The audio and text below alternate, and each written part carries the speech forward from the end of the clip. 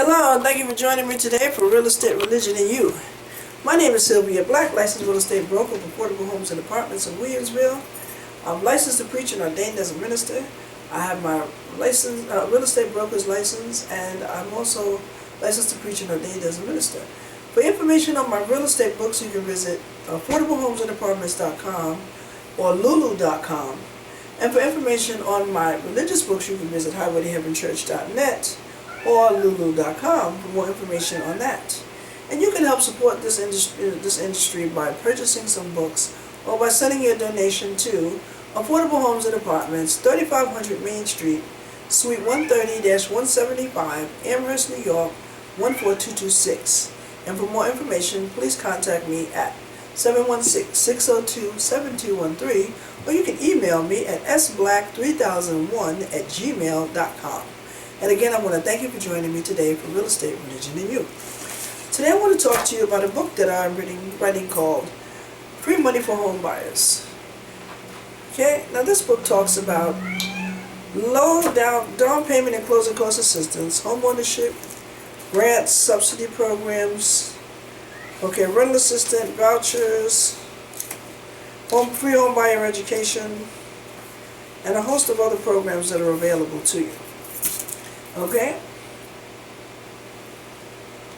This is available on lulu.com. Okay, now, if you wish to purchase your first home but need help in meeting your monthly mortgage and other home ownership expenses, there is a program that will help you. It's called the Section 8 Homeownership Voucher Program, and this is available on lulu.com. In order to qualify, you must be receiving Section 8 in either working full-time for at least 1 year, and earnings vary, or you must be on permanent disability or SSI.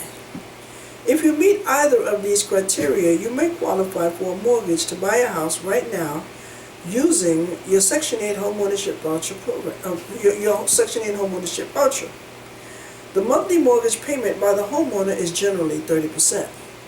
Now, for example, if you have a rental voucher, Section 8 rental voucher, your portion is generally 30%. That means that the PHA, or the Public Housing Association, pays 70%. So in the case of a mortgage, once you get your Section 8 homeownership voucher, as opposed to a Section 8 rental voucher, your portion of your mortgage will be 30%. And the 70% will be paid by the same people who now subsidize your rent, will also be subsidizing your mortgage. For example, if your mortgage is $1,000 a month, you would be responsible for at least generally $300 of that. And the organization who subsidizes your mortgage under the Section 8 Homeownership Voucher Program would also be responsible for $700. So for a $1,000 mortgage, you would only have to pay $300 of that money. Now there's a way to even get that reduced down even lower than that. And I talk about that in my book, Free Money for Homebuyers, which is available on lulu.com and also affordablehomesandapartments.com.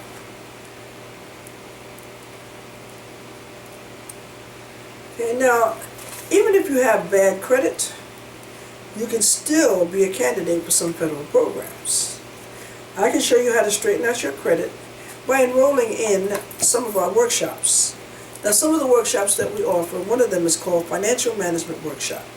Now, this is a financial management workshop, and what this talks about is budget, debt, and credit issues. And we addressed a variety of different issues under this program, under this particular workshop. And we have various workshops. I don't have the complete list with me, but I can also always email it to you. And I have a proposal available if you're interested in us doing this workshop on your facility. We have worked with some employers in the past where we found that it was a great program, that employers are actually assisting subsidizing the mortgage as an incentive for the employer to perform better on the job and enable them to hold on to their job a lot longer. A lot of state, city, federal government, and local municipalities do offer subsidies and do assist in subsidizing mortgages, as well as financial institutions, lenders, and private companies as well. They offer subsidy programs. Sometimes they'll match your money, sometimes they'll subsidize the mortgage, And there's a host of programs that are available, particularly to the first-time home buyer. There are income maximums that must be qualified for. So in other words, you have to be of a low to moderate income individual and family. You cannot be making over a certain amount of money, whatever that guideline is, and I list a lot of the income maximums here. In other words, you can't be making $100,000 a year and still qualify for a subsidy grant, a Section 8 homeownership voucher, or any of the programs that a low to moderate income individual and family would qualify for, which would be you and which would be me. Now, if you need help in meeting your home ownership and other expenses, there's a program that will help you, and it is called the Section 8 Homeownership Voucher Program. And I include that in detail in this book, Free Money for Homebuyers, which is available on lulu.com. A home is one of the biggest investments that you will make. When you rent, you write off your monthly check to the landlord, and that money is gone forever, and you have nothing to show for your money at the end of the year. But when you own a home, you can, among other things, deduct the cost of the mortgage loan interest from your federal income taxes, and usually from your state taxes as well. This will save you a lot of money each year, because the interest you pay will make up most of your monthly payment for most of the years of your mortgage. You can also deduct the property taxes you pay as a homeowner. In addition, the value of your home may go up over the years.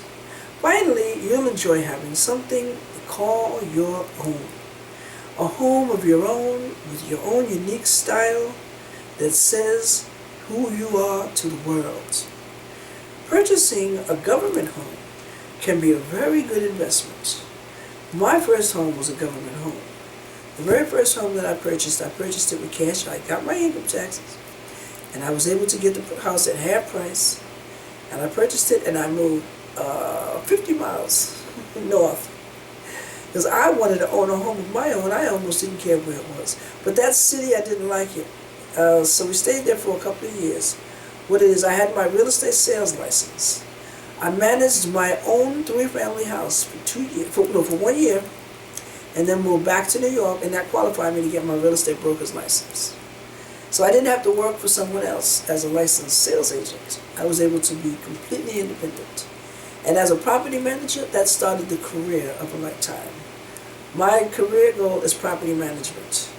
And if you need help in managing your property, if you're having a hard time finding good paying quality tenants, Affordable Homes can help you. We screen the tenants, we do background check, credit check, and we want to know if you've been evicted in the last 12 to 24 months. And we make it so that if the tenant is evicted and they still owe you rent, that this money will go on their credit report, and they will owe you that money, and then they will not be able to get a mortgage loan or a loan of any kind until they can pay you that money. I have a call.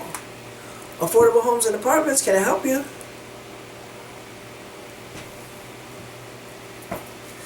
Yes, the house on Millicent, that's available for sale. Are you a first-time home buyer?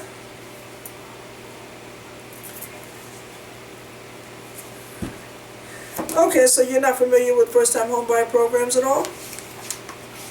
Okay, well, we can help you with that. My name is Sylvia Black, licensed real estate broker with Affordable Homes and Apartments. Let me just get some information from you, and then I'll be glad to give you a call Monday, and then we can set up a time and appointment where you can come see the house. Okay, your first and last name, please? How do you spell that?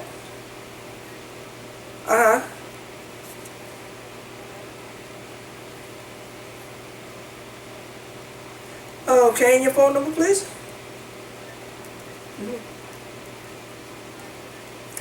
And do you have a steady source of income, such as a job?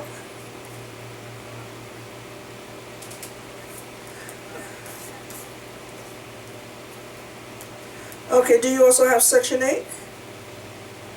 Oh, have you been on Section 8 for at least a year?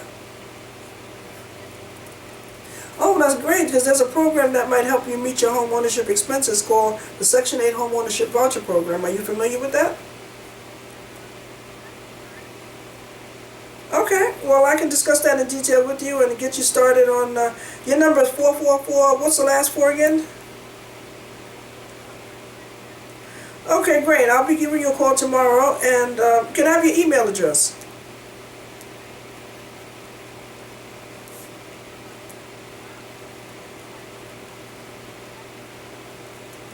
roxxy@gmail.com?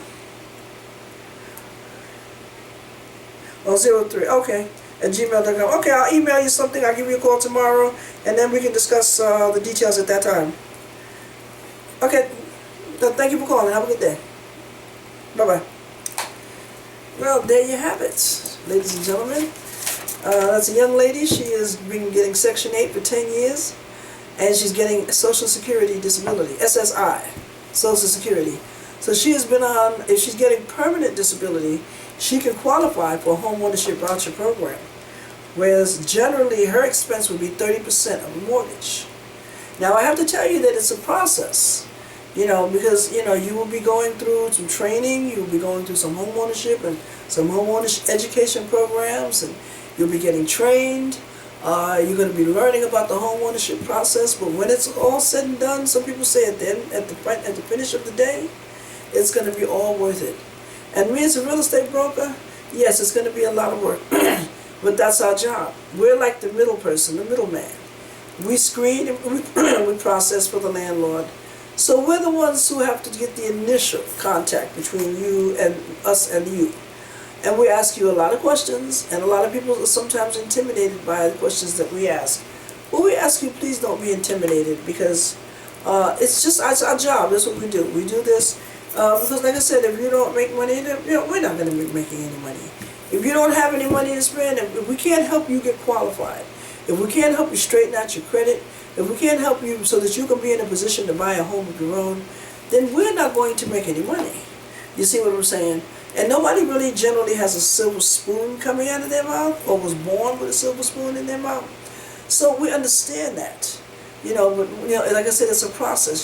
Sometimes people say, oh, I'm just going to go look at the house, and then I'm going to be able to buy the house. Yes, sure, I'll show you the house. I want you to see the house, because I want you to see what kind of an investment that you can take advantage of. I want you to see the beauty and the splendor of the wood. I love wood. I love hardwood floors, and I want you to see what some pieces of wood put together was able to construct.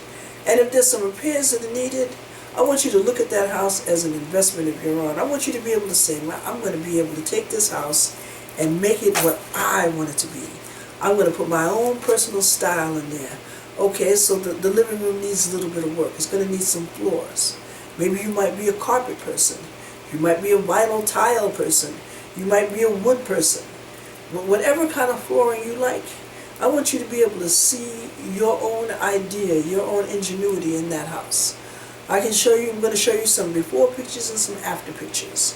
What the house looked like before and what the house looked like after. And I want you to see what your little finishing touches can do. You might want to paint a house. I saw a house that had every room in the house was painted a different color. The living room and the dining room was painted a beige. They had one bedroom was painted blue, one was painted red, one was painted green. Every room in the house was painted a different color. It had its own personal style. The floor matched the walls. The ceiling was standard. Some had ceiling fans, and some did not. But each house had its own signature, and you know that whoever lived there was able to say, hey, this is me. This is my personal style. So if you're getting Section 8, yes, there is a program that will help you, and it's called the Section 8 Homeownership Voucher Program. Now, there's also a program called the Weatherization Program. Now, the Weatherization Program is a program that's initiated,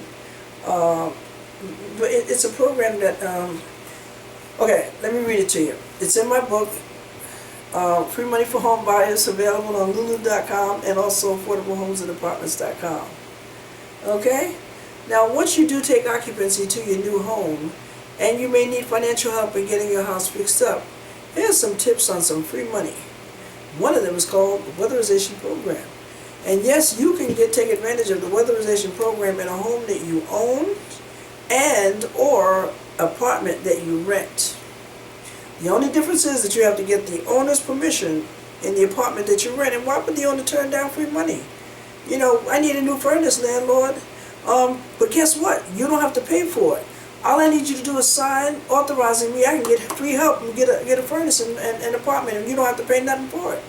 And it will increase the value of your property. You can get a second mortgage on your house, pull money out of it, and you still have a good paying tenant. See, that's what we try to talk to. We talk to landlords, try to get to their common sense, their good sense, to let them know.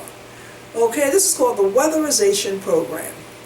Okay, now according to this particular organization that I list in this book here, the Weatherization Program enables low-income families to permanently reduce your energy bills by making your homes more energy efficient. Okay, funds are used to improve the energy performance of dwellings, houses, okay, of needy families using the most advanced technologies and testing protocols available in the housing industry. Okay, now the U.S. Department of Energy provides funding to states, United States overseas territories, and Indian tribal governments, which manage the day-to-day details of the program.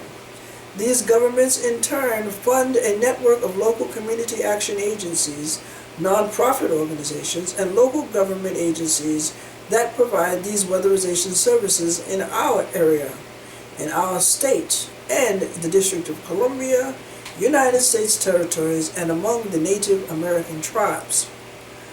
The energy conservation resulting from these efforts of state and local agencies helps our country reduce its dependence on foreign oil and decrease the cost of energy for families in need while improving the health and safety of their homes. During the past 33 years, Weatherization Program has improved weatherization services to more than 6.4 million low-income households.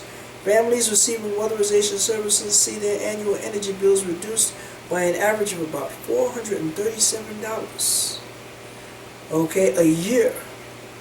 Okay, depending on fuel prices, of course, this could be more. Okay, because the energy improvements that make up weatherization services are long-lived, the savings add up over time to substantial benefits for weatherization clients and their communities and the nation as a whole. And you all know, we all know in Western New York, see in New York City where I'm from, we get 3 months of spring, 3 months of summer, 3 months of winter, and 3 months of fall. But up here, we get 3 months of nice weather, and the rest is cold. So the savings would be more substantial up here because you have to use your heat, your furnace to burn heat longer. Now usually the weather breaks in about February, but it's still pretty cold. But usually in New York City in February, by March, I'm wearing my spring outfit outside. Okay, now weatherization as defined by the Weatherization Assistance Program differs in many ways from what is commonly called weatherizing your home. The latter involves low-cost improvements like adding weather stripping to the doors and windows to save energy. These measures made up weatherization services provided in its early years and are likely responsible for program names. Now, different community organizations do offer different types of services. I had one home buyer that was able to get a brand new furnace in their home. They had a brand new windows put in the whole house.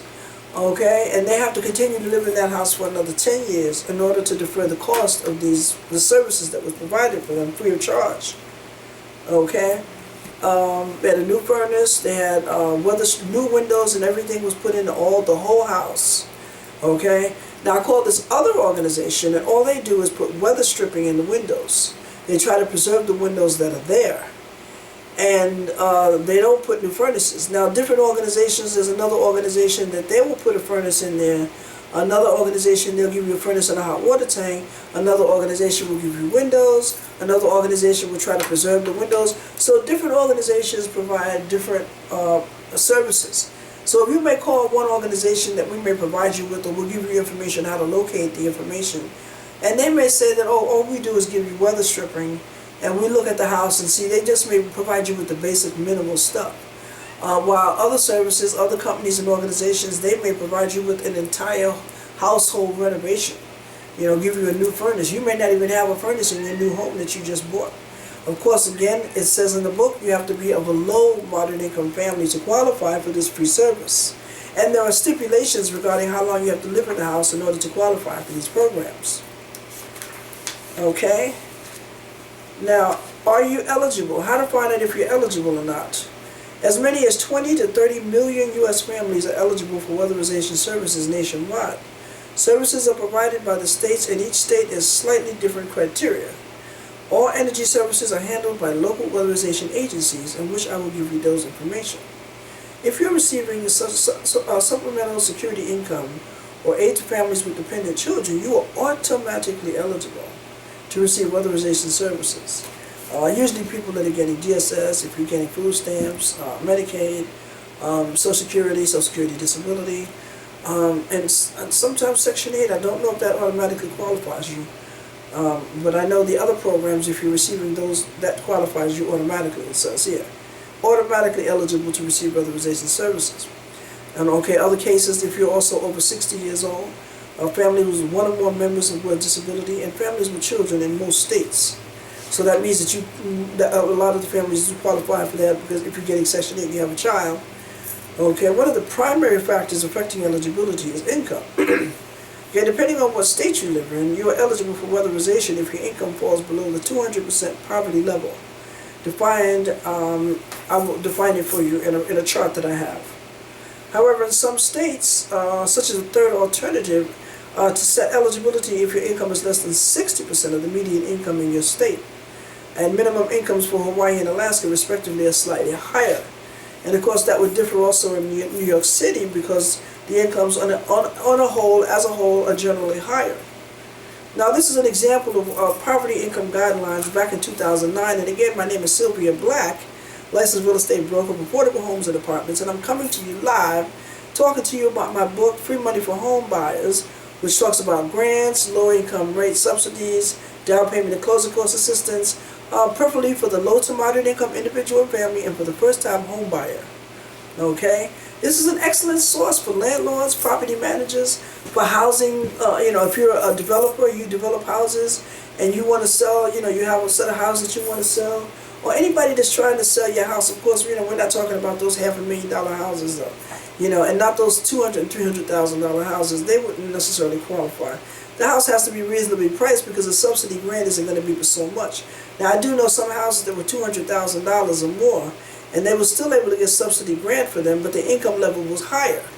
Okay, so here's an example of back in 2009 what the poverty income guideline levels were. Okay, this was as of January 23rd, 2009 income levels. Now, for a family of one, the threshold, which means the maximum, $10,830, but the guideline, the 200%. Okay, now we said that in order to qualify, if your income falls below the 200%, right, which means that you can be making anywhere up to and including